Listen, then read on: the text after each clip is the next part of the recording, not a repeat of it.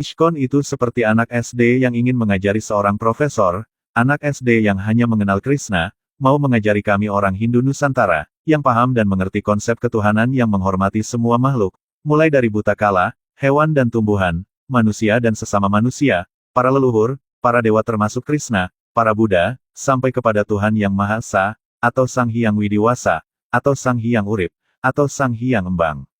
Salah satu film terkenal yang diperankan oleh Julia Roberts, yang berjudul Eat, Pray, Love, bercerita bahwa di Italia dia hanya bisa menemukan makanan yang enak, di India dia hanya bisa mendengarkan doa-doa yang indah, tetapi hanya di Pulau Bali dia bisa berjumpa cinta sejatinya.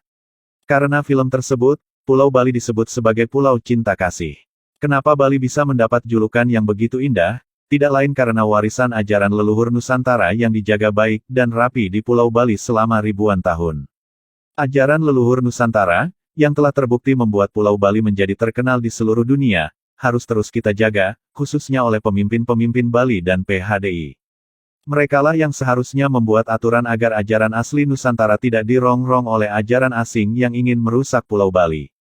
Mari kita belajar dari runtuhnya Kerajaan Majapahit, karena rajanya yang sangat terbuka dengan ajaran asinglah, yang membuat Kerajaan Majapahit runtuh. Ajaran budaya asing yang diizinkan masuk ke Kerajaan Majapahit, awalnya terlihat baik, tetapi akhirnya orang-orang asing inilah yang menjadi dalang pemberontakan kepada Majapahit. Apakah bapak-bapak pemimpin Bali dan PHDI, ingin Pulau Bali bernasib sama seperti runtuhnya Kerajaan Majapahit? Bapaklah yang harusnya tegas dalam membuat aturan, agar ajaran leluhur Nusantara yang ada di Pulau Bali terus terjaga dengan baik. Yang tidak kalah penting adalah kita sebagai masyarakat harus tahu dan meyakini ajaran leluhur Nusantara ini.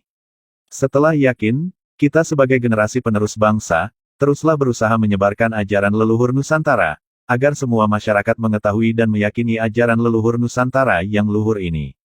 Bila seluruh masyarakat Nusantara sudah mengetahui dan meyakini ajaran leluhur Nusantara ini, maka ajaran asing dalam bentuk apapun tidak akan bisa masuk ke dalam bumi Nusantara yang kita cintai ini. Sebagai kesimpulan, kita berharap agar suatu hari nanti, Ishkon bernasib seperti pengamen di pinggir jalan, yang bernyanyi-nyanyi menarik perhatian pengguna jalan, tanpa ada seorang pun yang menghiraukannya.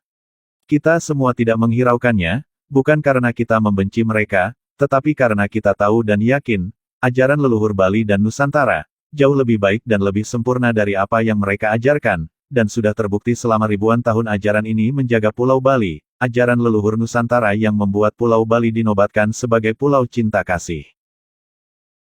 Salam Rahayu, Rahayu, Rahayu.